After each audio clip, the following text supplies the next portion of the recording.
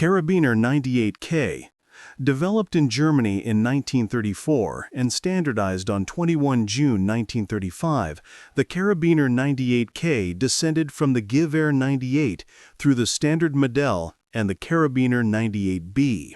It became the principal Wehrmacht service rifle through the war, despite parallel adoption of self-loading arms. The action is the classic two-lug Mauser M98 with a full-length extractor and fixed ejector. Feeding comes from a 5-round internal magazine charged by standard stripper clips or single rounds. The bolt path is smooth, with positive primary extraction, and the shorter bolt handle reduces snag while aiding rapid cycling under stress. Chambering is 7.92 by 57 mm Mauser. German doctrine standardized on the SS Patron Heavy Spitzer in the 1930s for improved accuracy from the shorter barrel, later shifting much production to SME iron core loads that preserved exterior ballistics inside typical combat distances. Stocks began as one-piece walnut or beech and transitioned to laminated constructions from 1937 for strength and dimensional stability. Metalwork was originally blued. Late rifles received phosphate finishes. Wartime rationalization culminated in Kriegsmodell rifles that deleted the cleaning rod and some small fittings, substituted more stamped components, and simplified machining while preserving function. A tangent rear sight with a V-notch replaced the older Lunga system paired with a hooded front post from 1939. Selected rifles carried the ZF-41 1.5 optic to serve a designated marksman role, while true sniper conversions mounted higher power glass on dedicated bases. Production exceeded many millions across numerous coded factories, and the rifle grenade cup, coded receivers, and late-war finish variations became familiar features to collectors and historians. Lee Enfield No. 4 Mk1. The No. 4 emerged in the United Kingdom from the Lee Enfield family and was adopted in 1941 after interwar trials. It became the standard rifle of British and Commonwealth forces during WWII and remained a fixture in service and reserve roles afterward. Mechanically, it uses a rear-locking short-throw bolt that places the knob just behind the trigger, allowing the shooter to run the action while keeping the rifle on target. The dischargeable 10-round magazine is typically charger-loaded from the top in two 5-round strips. The receiver geometry and camming surfaces foster a notably fast cycle compared to front-locking Mauser types, which fed British doctrine for rapid aimed fire. The chambering is .303 British with Spitzer Mark VII lineage, propelling bullets at service velocities suitable for the doctrine of sustained aimed volleys and brisk follow-up shots. Construction was tuned for mass production. Compared with the SMLE, the No. 4 carried a heavier barrel and squarer receiver forms that simplified machining. Wartime No. 4 Mk1 rifles incorporated a simplified bolt release cut and other efficiencies. Receiver-mounted aperture sights give a fast battle aperture at 300 yards and a flip-up ladder with precise increments to 1300. Sniper conversions designated No. 4 in parenthesis T used the No. 32 telescope and were accuracy selected by group standards before conversion. The action speed, the 10-round capacity, and charger loading supported a very high aimed rate of fire for a bolt rifle, though a rimmed cartridge imposed some feeding sensitivities, and post-war conversions to 7.62 NATO required dedicated programs and new parts. Mosin Nagant M91 30. Russia's 3-line rifle began development in the 1880s and was adopted in 1891. Blending features ultimately dominated by Captain Sergei Mosin's design with a few elements associated with Leon Nagant. The M91 30 modernization in 1930 simplified sights and production while retaining the core system, and it became the Red Army's principal rifle of WWII by sheer volume. The Mosin Nagant M91 30 uses a two-lugged bolt with a 90-degree lift and a push-feed arrangement. The extractor snaps over the rim as the bolt closes, and a fixed ejector trips on the rearward stroke. A 5-round internal magazine feeds from stripper clips, and the receiver evolved from early hex profiles to later round forms as production accelerated. The cartridge is 7.62 by 54 mm R, a powerful rimmed round that delivers high muzzle velocity from the 730 mm M91 30 barrel. Field effective ranges for iron sight use sit around a half kilometer, with sniper applications extending that envelope using optics. Stocks and receivers were traditional machined steel and hardwood, with increasingly austere finishes as wartime pressure mounted. Sniper programs used PE and PEM optics early and standardized on the PU 3.5x scope from 1942, with bent bolts to clear mounts. The rifle earned a reputation for durability in extreme climates, with straightforward field maintenance and parts interchangeability across vast production. Its mass, length, and 90-degree bolt lift made it slower to cycle than some contemporaries, yet selected sniper rifles produced excellent results in the hands of skilled marksmen. Post-war, enormous stocks entered global service and surplus markets, cementing the Mosin Nagant M91 30 as one of the most prolific service rifles in history. SVT-40. The Soviet SVT program began with the SVT-38 and matured into the SVT-40 in 1940 under Fedor Tokarev. The Red Army intended a widespread shift to semi-automatic rifles, but wartime losses, training demands, and manufacturing realities limited the transition.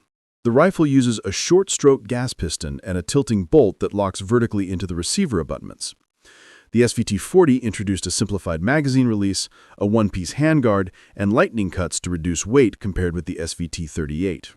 It chambered the 7.62 by 54 mm R service cartridge, with ballistics that complement semi-automatic operation out to standard infantry distances. Scoped variants employed a PU telescopic sight, although official sniper production scaled back as the war progressed due to stock bedding issues and manufacturing priorities. Stocks were Arctic birch and the receiver's steel, with evident interfactory variability. Field reports and later testing frequently noted vertical dispersion tied to stock fit and receiver movement under recoil, and troops sometimes shimmed or reinforced wrist areas to keep bedding stable. The action delivered superior individual firepower to bolt rifles, but required more maintenance and careful training to keep running in adverse conditions. Production figures across SVT-38 and SVT-40 reached into 7 digits, and select-fire AVT-40 rifles briefly appeared with a modified safety acting as a selector. Those suffered severe controllability and accelerated wear. The series was issued widely to naval infantry and NCOs, and captured rifles were employed by Finland and Germany. Lessons from the ported gas system influenced subsequent German self-loading designs, even as the Soviets ultimately followed different paths with the SKS, AK, and SVD families. Gewehr 43/Karabiner 43. Germany's G41 program struggled with reliability, leading to the adoption of the Walther-developed Gewehr 43 in 1943 and a simple nomenclature shift to Karabiner 43 in 1944. The design uses a short-stroke gas piston with a ported barrel and a flapper-locking bolt head. Feeding is from a detachable 10-round box magazine that can also be charged with standard 5-round stripper clips through the action.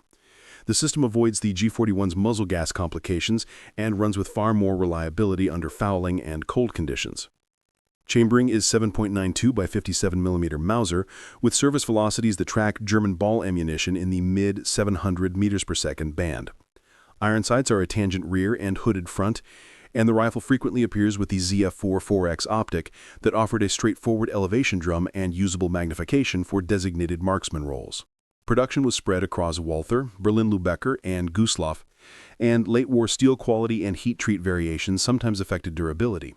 Field stripping is direct, and the action was gassed generously to ensure function in ice and dirt at the cost of wear. Total output ran into the hundreds of thousands, with a significant share carrying optics from the factory.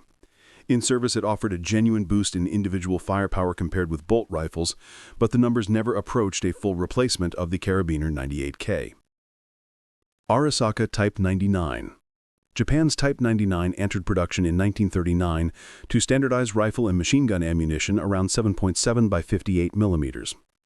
It is a cock-on-closing bolt action with dual front lugs and a massive knurled safety disc at the rear, rotated by pressing and twisting. Early rifles carried a bolt dust cover and a quick-release bolt stop. The integral 5-round magazine feeds from stripper clips, and the bolt handle angle favors clearance around the receiver bridge during cycling. The 7.7 by 58 mm cartridge delivers service velocities in the mid-700 meters per second band. The Type 99 is also noted for chrome-lined bores on early production rifles, an unusual and forward-leaning corrosion resistance measure at the time. Furniture and fittings show the wartime arc. Early rifles exhibit good machining and accessories such as anti-aircraft sight wings and a monopod provision, while late last-ditch examples omit handguards, substitute wooden butt plates, and display very rough finishes. Sniper versions were produced with optical sights, and a takedown paratroop variant, Type 2, used an interrupted thread joint to separate barrel and receiver. Post-war conversions to other calibers appeared in various programs, and surviving examples often draw interest based on the condition of the imperial chrysanthemum crest and the presence or absence of early accessories. Johnson M1941. Melvin Johnson's M1941 emerged in the United States as an alternative semi-automatic rifle developed just before the war. Limited quantities saw use with U.S. Marine Corps Paramarines and other specialized units, and Dutch orders placed the design into KNIL channels. Mechanically, it is a short recoil design with the barrel and bolt recoiling together a short distance before a rotating multi-lug bolt unlocks.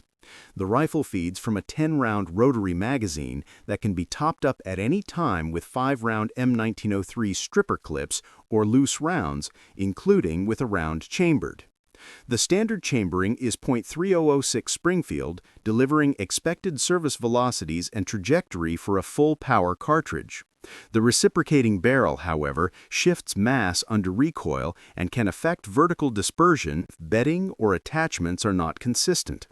Bayonet mounting induces an extra variable, and several field reports and tests noted shifts in point of impact. Stocks are two-piece, and the rifle contains numerous small parts compared to contemporary U.S. service rifles, which complicated field stripping for inexperienced troops. Production totals remained relatively low, and the line spun into a related light machine gun with shared design principles. In the field, the Johnson received praise for the magazine's capacity and top-up flexibility, while criticisms centered on parts fragility, maintenance sensitivity, and the incompatibility with bayonet doctrine that American forces valued at the time. Carcano M91 38. Italy's Carcano family dates to 1891 under Salvatore Carcano at the Turin Arsenal. The M91-38 reflects interwar thinking that typical firefights occurred at nearer ranges, so simplified, fixed-sight short rifles could be issued widely with quicker handling. The action is a turn bolt with a 6-round symmetrical on-block clip. When the last round is fired, the clip drops out of the magazine well, and fresh clips insert smoothly from the top. Early long rifles used gain twist rifling, later variants adopted conventional twist. The principal chambering is 6.5 by 52 mm Carcano with modest recoil and practical field ballistics, often around the low to mid 700 meters per second in long rifles and somewhat less in carbines. Italy briefly standardized the 7.35 by 51 mm cartridge in 1937 with fixed 200-meter sights on M38s, but logistical strain forced to return to 6.5 3 years later. Stocks and hardware reflect extensive multi-arsenal production and wartime expedience. Short rifles and carbines with folding or detachable bayonets proliferated among cavalry and troops who prioritized compactness. Fixed rear sights on many M38s simplified training and production. Adjustable sights remained on long rifles and later M41s. Contemporary and modern testing describes practical service accuracy when the sights are properly zeroed and the correct ammunition is used. Finland received large numbers of 7.35 rifles and altered sighting to bring point of aim to closer distances. The post-war story is extensive: widespread surplus sales, German late-war secondary use, and notoriety from a U.S. assassination that overshadowed the rifle's much longer military career. MAS-36. France's MAS-36 was conceived between 1927 and 1936 as a robust, economical infantry rifle to replace aging Lebel and Berthier stocks. Far larger numbers were made post-war, and the type served across numerous conflicts and users for decades. The rifle is a two-lug rear-locking bolt action with a short, stiff receiver and a dogleg bolt handle that places the knob close to the firing hand. Feeding is through a 5-round internal magazine charged by stripper clips. In keeping with French practice of the period, there is no separate manual safety. Doctrine was to carry with a loaded magazine and an empty chamber, with the bolt handle capable of blocking the mechanism when raised. Chambering is the rimless 7.54 by 54 mm cartridge derived from the 1920s program, driving bullets at modern service velocities. The compact 575 mm barrel and 1020 mm overall length yield handy carbine proportions. Early metal finishes were oven-baked black. Post-war production leaned into parkerizing for corrosion resistance. The design includes only a handful of user-removable parts to streamline field maintenance. Armorers zeroed rifles at the factory by selecting from multiple rear aperture elements that shift point of aim in fine increments, and they used non-standard front stock fasteners to discourage troop disassembly that would disturb bedding and zero. Aperture sights scale to 1,200 meters with a protected front post. Later rifles added a hooded front and a simple detent to lock ladder settings. Variants included the CR-39 with a folding aluminum stock for airborne forces and multiple rifle grenade configurations. Soldiers often described the MAS-36 as plain but reliable, with simple upkeep and good resistance to dirt, balanced against the absence of a manual safety and early bayonet stokeworks that were corrected in later production. M1 Garand. The U.S. rifle caliber .30 M1 was designed by John C. Garand at Springfield Armory, standardized in 1936, and produced in quantity by 1941. It became the principal U.S. service rifle of World War II and Korea and was distributed widely to Allies afterward. Mechanically, the M1 is a gas-operated long-stroke piston rifle with a rotating two-lug bolt. The internal magazine accepts an 8-round N-block clip. After the last round, the bolt locks open and the clip ejects automatically. Field stripping is designed to be quick and toolless at the user level. Chambered in .30-06 Springfield, the M1 delivers high service velocities suited to semi-automatic cadence at combat ranges. The 24-inch barrel and sound gas system produce a controllable impulse that lets trained riflemen deliver rapid strings of aimed fire, a clear advantage over most contemporary bolt-action infantry rifles. Receivers and barrels underwent wartime refinements tied to the gas port change, and furniture and small parts followed the usual evolution of large-scale war production. Accessories included bayonets, an M7 rifle grenade launcher with a dedicated sight, and stock-stored cleaning gear. Post-war production continued with additional U.S. contractors, and later conversions adapted the rifle to 7.62 by 51 mm NATO in several programs. Sights are a robust rear aperture protected by ears, with elevation and windage drums offering approximately minute-of-angle clicks and wing-protected front post. Sniper variants, M1C and M1D, employed different mounting approaches and served into the next conflict. Short barrel experiments, such as the T-26 and related tanker concepts, illustrated the blast and recoil penalties of reducing barrel length in this system and were not adopted. Thanks for watching. If this was useful, a quick thumbs up and a share with fellow enthusiasts goes a long way. Got ideas for what to cover next? Leave them in the comments and we'll take a look.